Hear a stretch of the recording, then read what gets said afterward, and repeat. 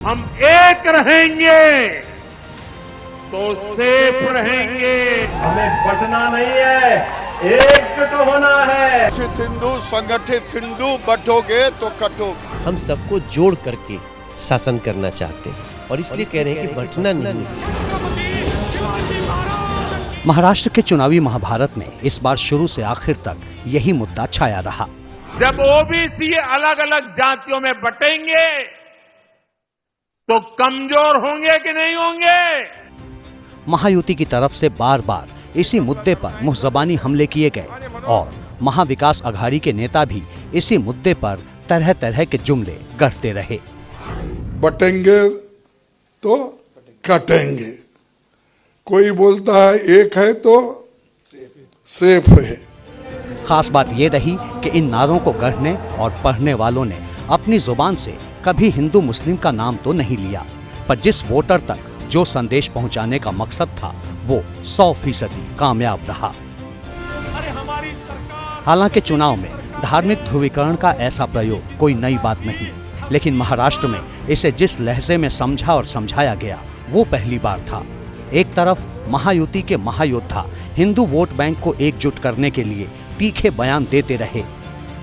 जब देश को हमने इस प्रकार से जातियों में बांटा है, प्रांतों में बांटा है, तब तक इस देश के टुकड़े हुए और इस देश के समाज के भी टुकड़े हुए। बटेंगे तो कटेंगे सही है, और सबसे ज्यादा सही है जो प्रधानमंत्री जी ने कहा है, एक है तो सेफ है।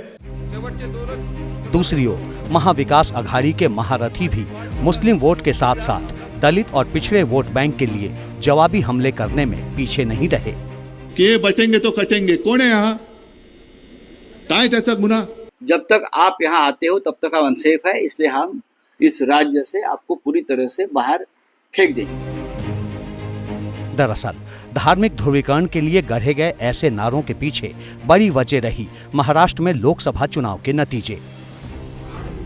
5 महीने पहले हुए लोकसभा चुनाव में महाराष्ट्र की 48 में से 30 सीटों पर महाविकास अघाड़ी ने कब्जा जमाया था, जबकि महायुति को सिर्फ 18 सीटों से संतोष करना पड़ा था। इसका कारण था ओबीसी वोट बैंक, जो बीजेपी से बुरी तरह छिटक गया था। एमवीए के नेता संविधान के मुद्दे पर केंद्र की मोदी सरकार और महायुति को घेरते रहे। खुद राहुल गांधी संविधान की किताब लेकर ओबीसी और दलित वोटरों को उनके अधिकार छीने जाने का खतरा दिखाते रहे।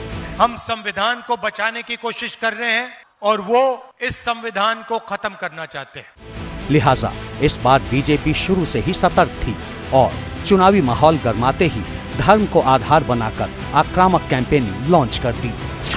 महायुति का जो सपोर्टर था उसमें एक विश्वास जगा, उसमें ये भाव पैदा हुआ कि हमें अब मैदान में उतरकर इस बात को समझाना है और लोगों को ये बताना है कि भाई ये अगर बात है तो ये सही बात है। तो नारे होते किस लिए हैं? नारे इसलिए होते हैं कि आप लोगों में उत्साह भरें।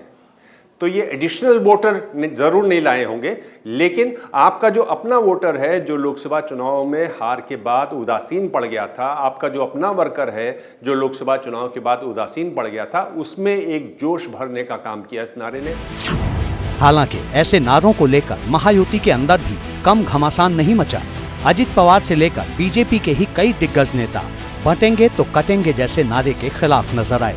ये बटेंगे तो कटेंगे वाला जो नारा है वो आपको यानी कि अजित पवार को सूट नहीं कर रहा है। आपने कई मंचों से इसकी मुखालफत की है। नहीं कर रहा है, ये महाराष्ट्र के माहौल में सूट नहीं करता है। नहीं करता।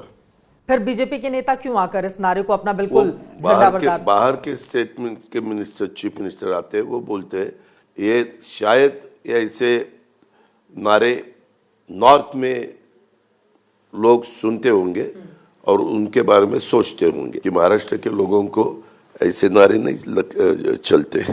लेकिन तीर कमान से निकल चुका था, असर तो होना ही था। बटेंगे तो कटेंगे। उस पर महाविकास अघाड़ी के लिए आग में घी डालने वाले नेता भी मैदान में मौजूद थे। आए हैं, चले जाओ, वहां चले जाओ।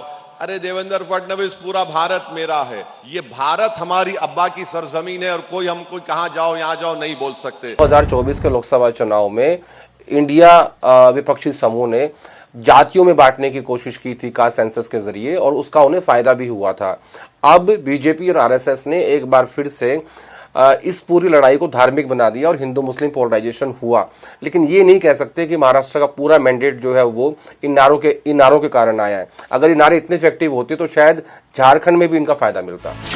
महाराष्ट्र में इस धार्मिक ध्रुवीकरण का असर चाहे जो रहा हो, पर जैसे नतीजे सामने आए वैसी उम्मीद तो खुद महायुति को भी नहीं रही होगी।